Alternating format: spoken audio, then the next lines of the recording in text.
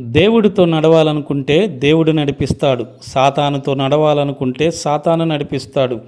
తండ్రితో నడవాలనుకుంటే తండ్రి నడిపిస్తాడు. తల్లితో నడవాలనుకుంటే తల్లి నడిపిస్తుంది. నువ్వెవరితో నడవాలనుకుంటున్నావో అది నీ నిర్ణయం అయి ఉన్నది. నువ్వే వ్యక్తులతో నడవాలనుకుంటున్నావో ఆ నిర్ణయం నీదే. నిర్ణయం నువ్వు తీసుకోవాలి, నీవు నడవాలి.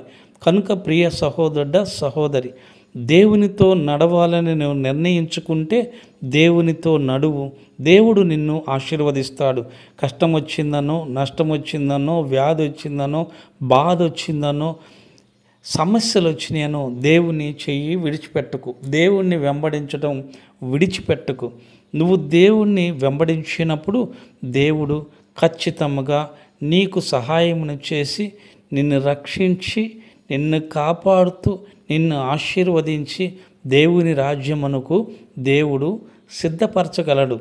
కనుక దేవుణ్ణి వెంబడించాలని నువ్వు నిర్ణయం తీసుకొని ఉంటే దేవుడే నిన్ను నడిపిస్తాడు.